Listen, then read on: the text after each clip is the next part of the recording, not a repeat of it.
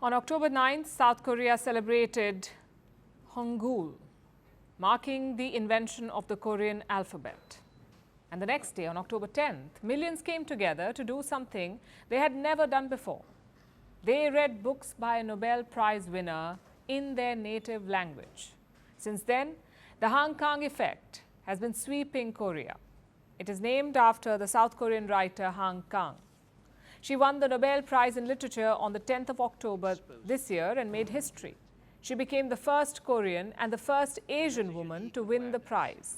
Now, Han's work often addresses historical traumas. It delves into mental and physical suffering. So her books were generally not considered everyone's cup of tea, that is, until her Nobel win.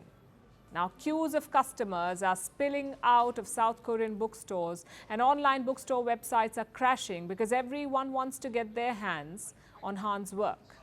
More than 1 million copies of her books have been sold, and sales are expected to surpass the 2 million mark by the end of this month, which would be a record in Korean publishing history. And a rare instance if you look at the bigger picture. Reading has been on the decline in South Korea. Nearly 6 out of 10 people read less than 1 book in a year.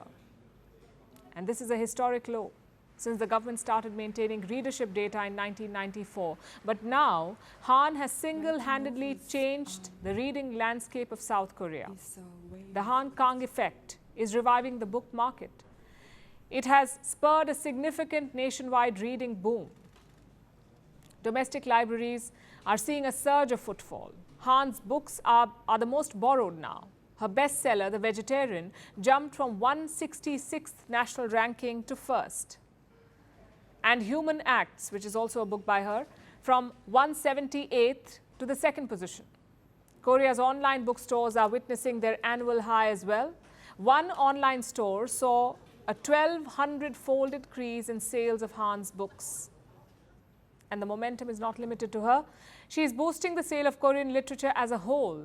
It has increased by more than 12 times compared to last year. So after K-pop, K-dramas and K-movies, the world is witnessing an awakening appetite for Korean literature. And this is welcome change. You see, reading is great for us and the reasons are obvious. Knowledge boost, greater exposure, better language skills, stronger brain activity and decrease in stress and anxiety. Yet reading is on the decline. For instance, 23% Americans do not read for pleasure.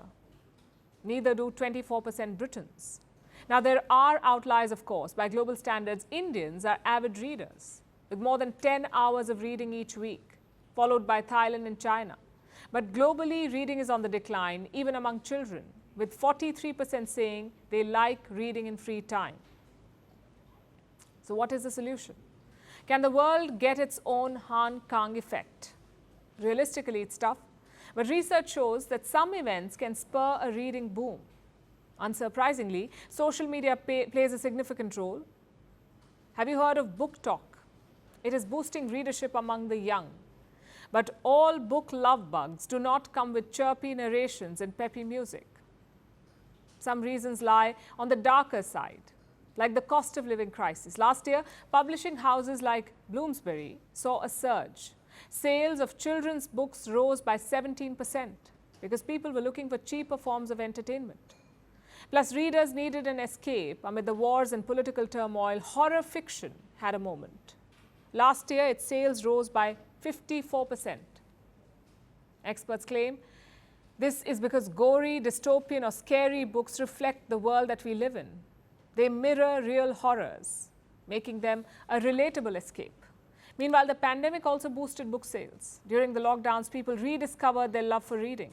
In 2020, the US book industry grew by 9.7%, and in the UK, it was 16%. Who knew a reading slump could be this stubborn, with life-altering events like wars or pandemics getting us out of it? But maybe there is hope. Han Kang proves that there is another way, and we are here for it. Firstpost decodes the U.S. election, explains how America chooses its president. Your primer on the race to the White House. Everything you need to know about how America votes. and its global implications.